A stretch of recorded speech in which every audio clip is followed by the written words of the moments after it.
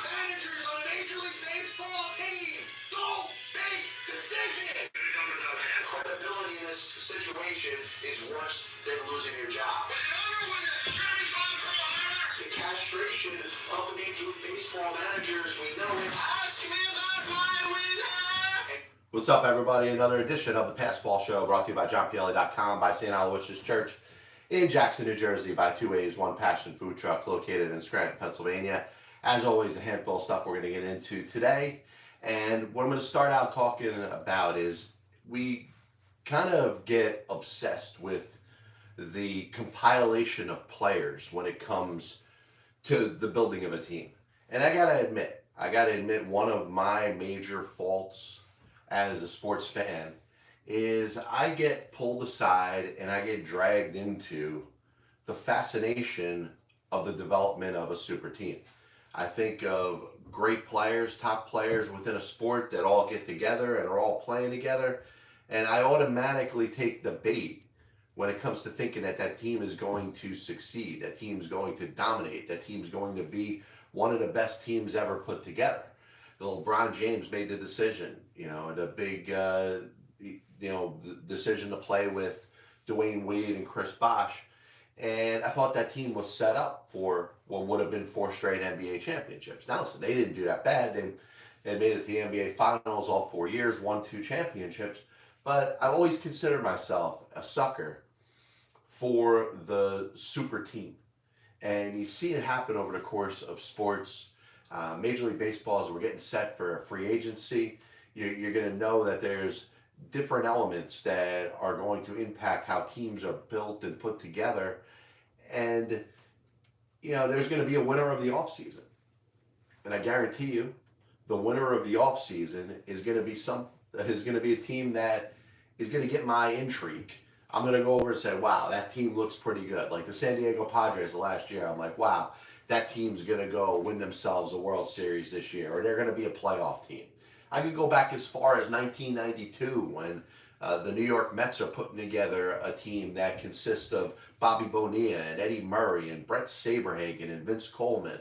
And I'm like, man, they got Howard Johnson, Kevin McReynolds, Dwight Gooden, David Cohn, John Franco's the closer. This team's going to friggin' win the World Series. This team's going to be a postseason bound team. You know what? It turned out to be one of the worst teams money can buy.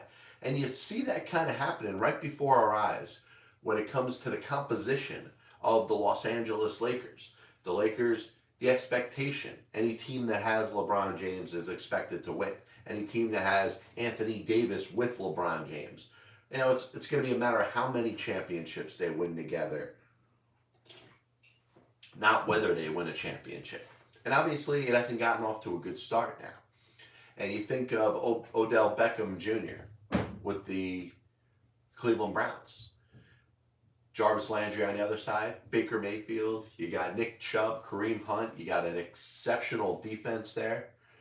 And you figure that the Browns would only be better with Odell Beckham on their team. And what you saw in one game, and this is all we're talking about, we're just talking about one game, the Browns looked a little looser. The Browns looked a little more relaxed. The Browns looked as if they were in a position where they had a little more relief than they had in previous weeks with Odell Beckham on the roster. And I'm not saying that the reason that the Browns were held back was because of Odell Beckham, but I admit my own fault when it comes to my assumption that the Browns were going to be a better football team with Odell Beckham Jr., as part of that offense. Just like I think the Lakers with LeBron James and Anthony Davis and Russell Westbrook, I think they should be guaranteed to win a championship. They're that good on paper. And unfortunately, the paper element of the argument seems to be what I'm missing. You have to go out there and perform. You have to win the games that are on your dock. You have to win the games on your schedule. There's this thing called chemistry. And chemistry isn't a guarantee. You put Babe Ruth and Lou Gehrig on the same field, it works for a while, but at some point it didn't work. What happened in 1933, 34, 25? Those were years, if you go back in baseball history, there was, a little bit of an issue between Babe and Gehrig. Certainly in 25, when Gehrig started to make his presence known, and then later on in the 30s, where I think Ruth and Gehrig kind of had this little ego problem. Lou Gehrig was never one known to be egotistic, but Babe Ruth made it difficult for the two of them to coexist together. That was part of what led to Ruth's departure in 1934, at the end of the 1934 season with the Yankees. And part of it was that, and the other part of it was Ruth's ambition to be a Major League Baseball manager, which he got a semi-promise from the Boston Braves for the 1935 season that he was going to be an assistant manager, and maybe down the road that was going to be his thing. I don't know. I think he got played there. But, the point is, it's so easy to take stars of a given sport, compile them together, put them within the same mold, on the same roster, on the same team, and just expect that formula to equal winning. And it doesn't always work out that way, but we find more often than not, it doesn't work out that way. And what you're seeing with maybe the Browns could be a little bit of a relief because Odell Beckham's not there. Well, also explains for Odell as he is looking for his next team, as he's getting set to either be claimed on waivers, which he may not be, but if he's a free agent, he has a right to pretty much pick his next team that he's going to play for. It could end up helping the team, but I don't think it's a guarantee to make that team better. Antonio Brown to the Raiders a couple of years ago, I thought that was going to be great. That was exactly what they needed, a big play receiver to go with the other weapons that they had. It never really came to fruition. He went on to New England. He ended up getting himself in trouble a little bit and never really saw how that panned out. But he goes to Tampa Bay, and it looked like it worked last year. They won themselves a Super Bowl. But as we get set for this upcoming baseball postseason, the free agent signings, offseason, I'm wondering what team is going to draw me in and say, wow, they're going to be good. Because I think that's where we're going to end up, missing. Because I think it's easy to look at the star talent on a group of players on a team and just assume that they're going to be good. They're going to be good because of the back of their baseball cards. Roberto Alomar was acquired by the Mets for the 2002 season, a future Hall of Famer. There was nothing that he could do in New York that was keeping him from getting enshrined into baseball's Hall of Fame. And Roberto Alomar was terrible. There's no way you would have known that Roberto Alomar was going to be terrible in the 2002 season. And Russell Westbrook, in regards to the Lakers, listen, he's taking his shots. He's getting his triple doubles. He's doing the things that Russell Westbrook does on the basketball court. But it's not adding up. It's not equaling success. It's not making the Lakers a better team. And think about it. The team of the Lakers had a little bit of chemistry issues last year. It's not like they really got it together. I know AD was hurt. LeBron missed a little bit of time. But the players that were there, for some reason, never really connected the way they did the year before when they went out in the bubble and won the NBA championship. Is it Westbrook? Carmelo Anthony is also a player that's never won a championship before. He's on that roster.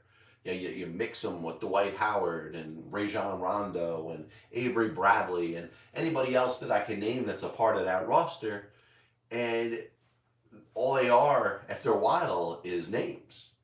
Now, good names, really good players. Many of them will be in the Hall of Fame. Certainly the ones that aren't are going to get some recognition as all-stars over the course of their careers. But you can't buy yourself a championship. And I hate to sound cliche because it's easy to jump into that cliche. I think there's systems in place in sports which help teams that may not necessarily have the talented players. But, I've always questioned that. I've always questioned, hey, if you got a series of the best players in a given sport, how does that not equate to postseason and a championship team? Now, the Lakers, number one, I think should be able to make the playoffs in the Western Conference. I think when it comes to basketball this year, you can make a case that the Eastern Conference is a little stronger than the West, especially if the Cleveland Cavaliers emerge. which I haven't even gotten into talking about them, but I think they're a very under the radar team that is going to get good quick. May not be NBA championship good, but I think it's playoff contending good. But in the Western Conference, I could see the Lakers slipping in towards the bottom. But you just look at the faces and you look at the players that are on that roster and you just wonder, why are they not at the top?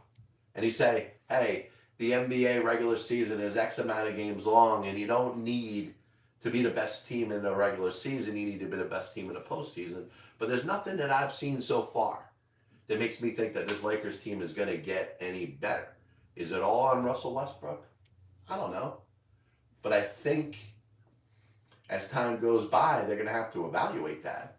When Anthony Davis and LeBron James are on the same court and LeBron's 100%, I think you're going to start to evaluate the chemistry between those three players. And if that chemistry isn't working, then you're going to have to make a change. Next thing I wanted to talk about is Urban Meyer. And you think of the NFL this past Sunday, and like I said, I don't want to break down games and talk about things that just happened. I want to talk more about sports topics because I want my shows to be less time sensitive. So this past week in the NFL, there was a lot of upsets, obviously. None of them more intriguing than the Jacksonville Jaguars beating the Buffalo Bills. Now, the game was held in Jacksonville, so you know about parity in the NFL. It's a group of players against a group of players, giving all they got. So you talk about momentum and breaks and things that happen over the course of the game that sways the game from one team to another. But this was kind of a snooze fest. 6-6 going late in the game. All of a sudden, Jacksonville gets the ball. They kick themselves a field goal. They end up winning by the score of 9-6. Now, I'm watching the head coach of the Jacksonville Jaguars because he's something that I've gravitated towards. I think the media is very in love and enjoys trying to knock people down off of the pedestals that either they put themselves on or their success puts themselves on. And Urban Meyer, as a college football head coach, is one of the greatest in the history of the sport. There's no numbers that I'm going to be able to throw at you that you can't dispute of how great of a college football coach Urban Meyer was. Now, is the NFL a different animal? You know what? I've only heard that about 1,000,000 times since Urban was named the head football coach of the Jacksonville Jaguars. There's going to be doubters. There's going to be people out there that are going to wish and hope for Urban Meyer to fail. And those people that are wishing for him to fail are going to point at every single thing he says and every single thing he does. And obviously he was involved in a little controversy. You talk about maybe not relating to the team. He does some weird things. He doesn't take a plane with them. He ends up rubbing up against some girl at a party that isn't his wife. And while all these things are true, and in most cases have been proven, it doesn't mean that the dictation is that Urban Meyer is not going to be long for the Jacksonville Jaguars. And that's what the popular take is. The belief is maybe Shad Khan, the owner, is not going to fire him mid-season. And in a lot of people's minds, it's almost a guarantee that Urban Meyer will not be coming back to the Jacksonville Jaguars next year. I'm going to raise it up a little bit. Not only say that Urban Meyer is going to be back next year as the head football coach of the Jacksonville Jaguars, but Urban Meyer is going to ride this thing out. Urban Meyer is going to be the coach of the Jacksonville Jaguars the next handful of seasons, however long they need to get back on their track. And with Trevor Lawrence and whatever other players that end up getting added, Urban Meyer is going to take the Jacksonville Jaguars to the Super Bowl. And you know what? You have this on record. You have this on video. You have the audio recording on the podcast of the Pass Ball Show available on iTunes, Spotify, and Amazon Music. Urban Meyer is going to take the Jacksonville Jaguars to the Super Bowl, which means, number one, he's not going anywhere for the next handful of seasons. Number two, whatever type of cancel culture you're trying to use because you don't like Urban Meyer is not going to work. Rubbing up against some girl that's not his wife is not moral, is not proper etiquette. It's not the way to act, but it's not a terminable offense. So come back at me when we talk about the Jacksonville Jaguars in the Super Bowl. I don't know how long it's going to take. Ain't going to be this year. It's not like the team's going to go out there and win their next 11 games and go on this run to the Super Bowl. They're not ready yet. They might not be ready next year. But Urban Meyer is going to stick around long enough to take the Jacksonville Jaguars to the Super Bowl. Point number 3. Major League Baseball announcing the 14 players that have been offered qualifying offers by their Major League Baseball teams, their parent clubs. And of course, I don't have them written down now. So let's see how many of them I can get off the top of my head. We got Michael Conforto, Noah Syndergaard of the Mets, Carlos Correa, Justin Verlander of the Astros, Freddie Freeman of the Braves. Then there's, I think, Corey Seager of the Dodgers, right? Chris Taylor of the Dodgers, that's 7. And a handful of other players led by Trevor Story of the Rockies. And the issue that I have here is the qualifying offer as it's set up in conjunction with the upcoming collective bargaining agreement. And in baseball, obviously we know things can be a little fickle depending on what ends up happening, but the 7 days or 10 days or so that are set for these players to take these qualifying offers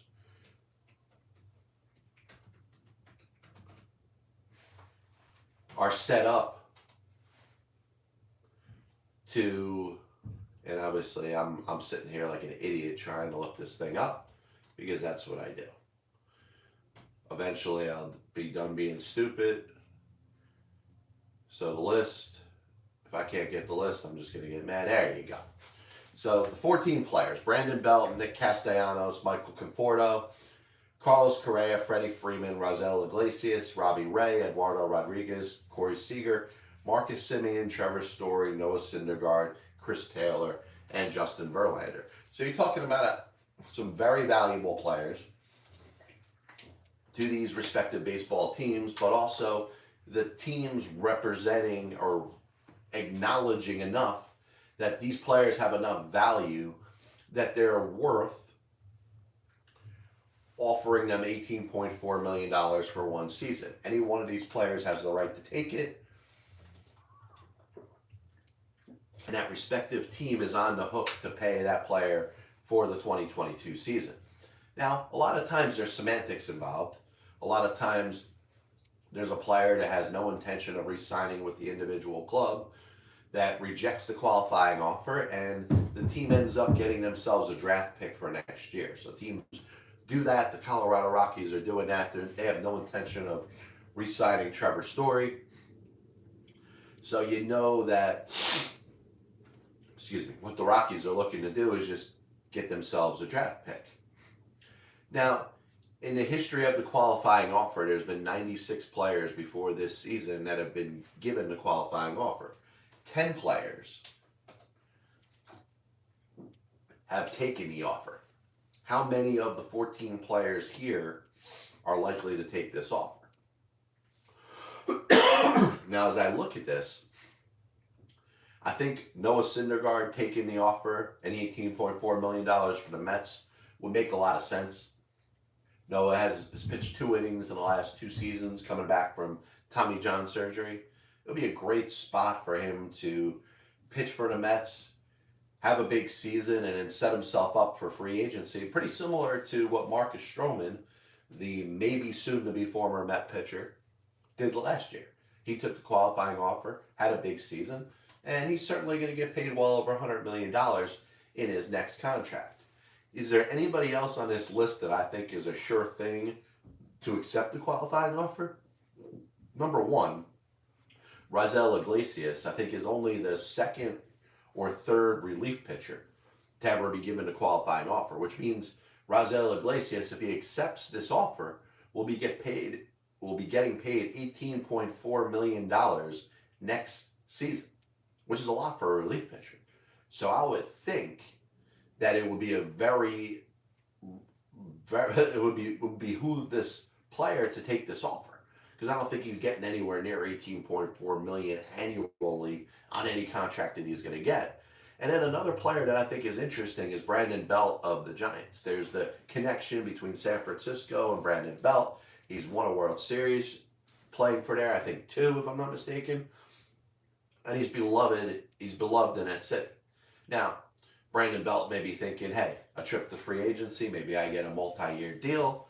But, if you think of what Brandon Belt is worth as a baseball player, first baseman at this stage of his career, $18.4 million a year seems a little bit higher than what he would be getting paid on the open market. So those are 3 players off the top of my head that I could see taking the qualifying offer. Another one that will be interesting is Justin Verlander, another pitcher coming back from Tommy John surgery.